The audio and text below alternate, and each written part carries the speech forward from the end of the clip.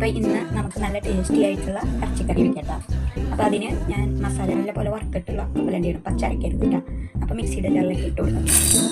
കുറച്ച് തേങ്ങ, കുറച്ച് മതി, കുറച്ച് പെരിഞ്ചീരകം, കുറച്ച് കുരുമുളക്, പട്ട, ഏലക്ക, കറിയാമ്പ്, ഇതെല്ലാം കൂടി മിക്സിയുടെ ജാറിലേക്ക് ഇട്ട് കൊടുക്കും. ഇഞ്ചി, വെളുത്തുള്ളി, പച്ചമുളക്, 3 പച്ചമുളക്, കഷ്ണം ഇഞ്ചി, ഒരു പടം വെളുത്തുള്ളി, പിന്നെ കുറച്ച് ഉള്ളിയുടെ പീസ് നമ്മുടെ ആവശ്യത്തിന് എടുക്കട്ടോ. പിന്നെ കുറച്ച് അണ്ടിപ്പരിപ്പ് വെള്ളത്തിലിട്ട് കുതിർത്തിയതാണ്, പിന്നെ ഒരു തണ്ട് കറിവേപ്പില ഇട്ട് കൊടുക്കുക.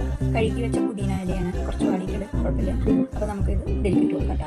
ഈ കൊത്തമല്ലി ചപ്പ് അപ്പോൾ ഇതും കൂടി നമുക്ക് മിക്സ് ചെയ്ത് കറി ഇട്ട് കൊടുക്കാം. ഇതൊക്കെ നല്ലപോലെ ഇറച്ചിട്ട് വരാം. ആദ്യം നമുക്ക് പാത്രത്തിലേക്ക് കുറച്ച് വെളിച്ചെണ്ണ ഒഴിച്ച് കൊടുക്കട്ടോ.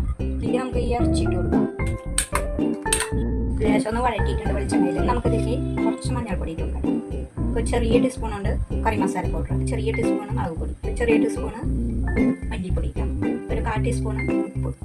നമുക്ക് ഇതൊക്കെ കൂടി ഒന്ന് ഇളക്കി കൊടുക്കാം. ഇതൊന്ന് മുളക് പൊടി മഞ്ഞൾപ്പൊടിയൊക്കെ പിടിച്ചിട്ടുണ്ട്. ഇനിയും നമുക്ക് ഇതിന് മേലേക്ക് ഒരു ചെറിയ സവാളയാണ് അരിഞ്ഞത്, ചെറിയ ചെറിയ കഷ്ണങ്ങളായിട്ട് അരിഞ്ഞത്. നമുക്ക് ഒരു തണ്ട് കറിവേപ്പില കഴുകി നമുക്കിത് മൂടി വയ്ക്കാട്ടോ. നമുക്ക് മസാല അരച്ചെടുത്തിട്ട് വരാം. നമുക്ക് കുക്കർ തുറന്നു നോക്കട്ടോ. അപ്പോൾ നമ്മുടെ അരപ്പ് ശരിയായിട്ടുണ്ട്, നല്ലപോലെ അരച്ചെടുക്കണേ. നമുക്ക് ഇതിലേക്ക് ഒഴിച്ചു കൊടുക്കട്ടോ. സെറ്റാക്കും.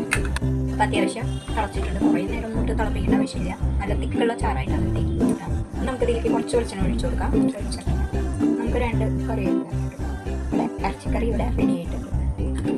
അപ്പോൾ എല്ലാവരും ലൈക്ക് ചെയ്യുക, ഷെയർ ചെയ്യുക, സബ്സ്ക്രൈബ് ചെയ്യുക. ഇതേപോലെ ഉണ്ടാക്കി നോക്കിയിട്ട് ഫീഡ്ബാക്ക് അറിയിക്കുക കേട്ടോ. സപ്പോർട്ട് ചെയ്യുന്നത്